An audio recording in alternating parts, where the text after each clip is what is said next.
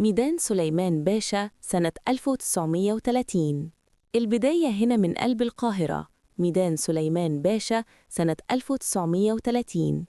بص على الرقي وتفاصيل العمارة اللي خلت وسط البلد تلقب بباريس الشرق. هنا كان كل ركن بيحكي قصة ذوق ونظام. وبنرجع لورا أكتر، سنة 1878 كوبري قصر النيل في بداياته. أسود قصر النيل واقفة بشموخ بتراقب النيل الهادي والناس بملابسها التراثية اللي بتعكس طيبة وبساطة المصريين. سنة 1907 ودخان القطر اللي رايح حلوان. السكة الحديد في مصر كانت ثالث أقدم سكة في العالم، والزحمة هنا زحمة منظمة، وروح المحطة كان ليها هيبة تانية. دار الأوبرا الخديوية سنة 1922، تحفة معمارية خشبية كانت منارة للفن العالمي. شوف العربيات الكلاسيكية وهي ماشية قدام الميدان اللي كان واجهة مصر الحضارية.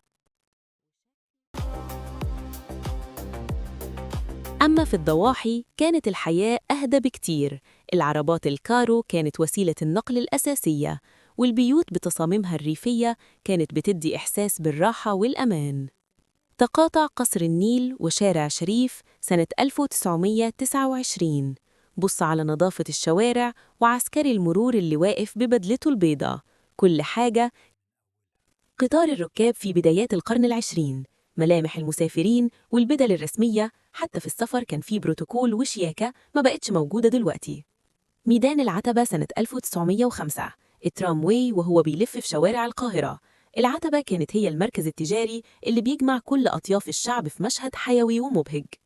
جولة تانية في شوارع القاهرة سنة 1930، العربات الكارو جنب أحدث موديلات السيارات وقتها، مزيج عجيب بين الأصالة والتطور اللي كان بيحصل بسرعة.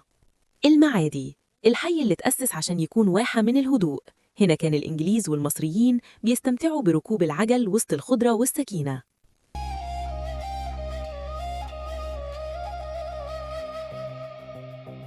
وبنختم رحلتنا في شارع إبراهيم باشا سنة 1949.